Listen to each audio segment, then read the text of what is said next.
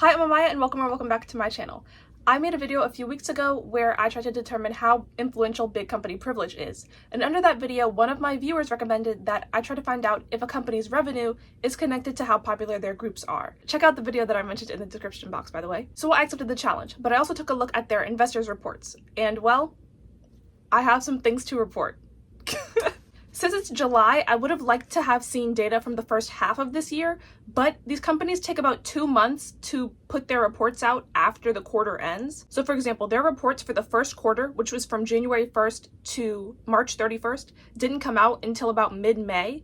So I'm not going to be able to see reports from the first half of the year until probably August. I'm going to compare each company's revenue and cost of goods sold. So revenue is how much money the company made in total, and then the cost of goods sold is how much it costs them to produce their goods or services. We can also take a look at each company's gross profits, which is how much money the company made after paying to produce their goods or services. So the formula for gross profits is just revenue minus cost of goods sold. The companies I'm looking at today are JYP, SM, YG, HYBE, FNC, and CUBE. I have a small sample size because most K-pop companies are private and only public companies are required to publish investor reports. I'll start by looking at JYP since they have the most detailed information. JYP's sources of revenue were merchandise, concerts, streaming, advertisements, and appearances.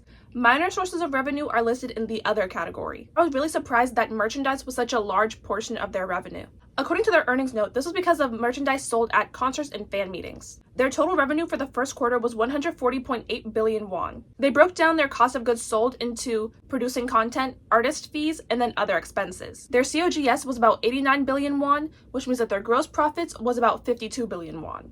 Through their earnings report, JYP put a lot of emphasis on monetizing the fan experience, localization, and AI. They want to monetize the fan experience through concerts, promotional activities, and merchandise, such as the stuffed animal characters they have, like the Stray Kids zoo characters. They're also focusing on developing IP and introducing more paid memberships for fans. These are supposed to pop up more in the second half of the year, but when I think about a subscription service for fans, the only thing I really think of is like Bubble, where you can pay to message the artists. They have a few activities planned for the rest of the year that they announced in the earnings report.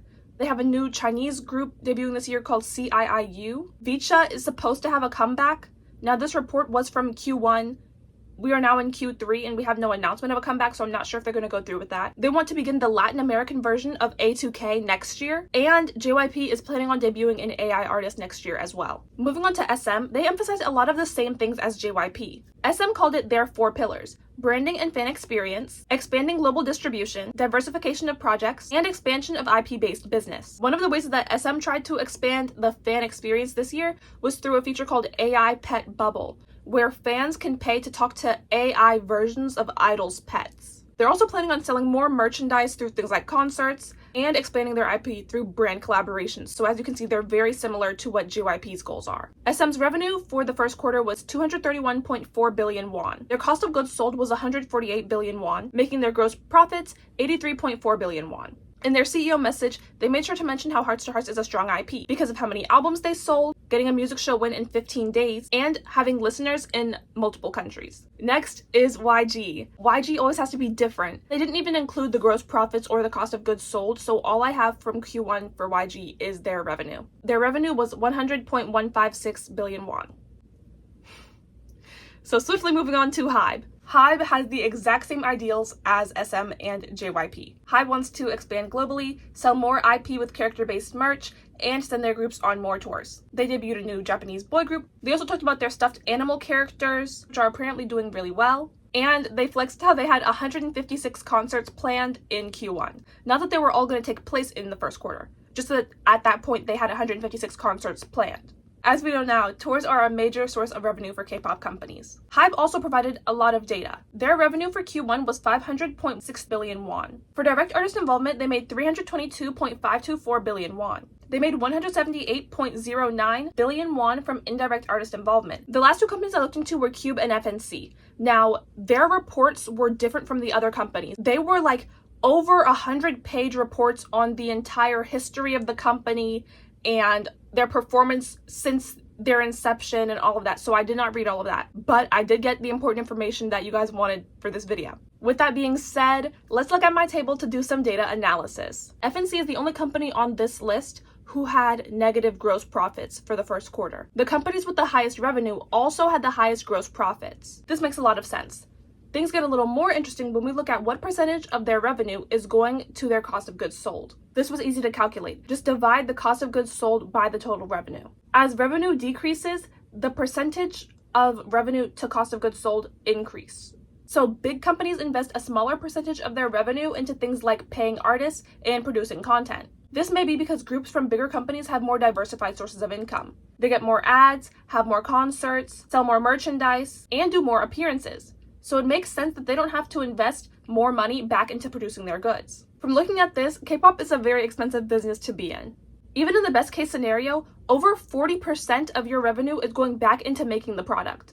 I think this is why these labels are always sending their groups on tour or producing some new merchandise like another form of a light stick or those stuffed animal things. It was also interesting to see how companies think about making money from the parasocial relationship between fans and idols. As fans, we talk about them, but the companies love them because they're so profitable. Who else is going to pay to go to every stop of a tour, collect every version of every album, buy bubble subscriptions, pre-order every item with a group member's face on it, and stream music all day long? This is also why I wonder how companies like SM and JYP are planning to capitalize off of AI idols. How would you do fan calls or convince fans to buy a bubble subscription? Now that I do think about it, I want to know how successful the AI pet bubble thing was. When SM's report for the second quarter comes out, I'm going to read that just to hear about that. You can't even do a VIP experience at a concert and do high touch or listen to sound check because it's not a real person. I was so curious about this that I went back to look at SM's investor report from when Navis first debuted. They thought it would help with globalization, and they actually had another Navis release planned for Q1 of this year, but it never ended up coming out. So I'm not sure if they're still reworking that or if they're going in a completely different direction. If you want to hear more about AI in K-pop, I have a video about that I'll link in the description. I hope you guys enjoyed this video. I don't really consider myself a numbers person, but this is probably the most fun I've had doing math in about 10 years. You guys also have really good video suggestions, so make sure to leave some more in the comment section. Subscribe, like, and I'll see you in the next one. Bye!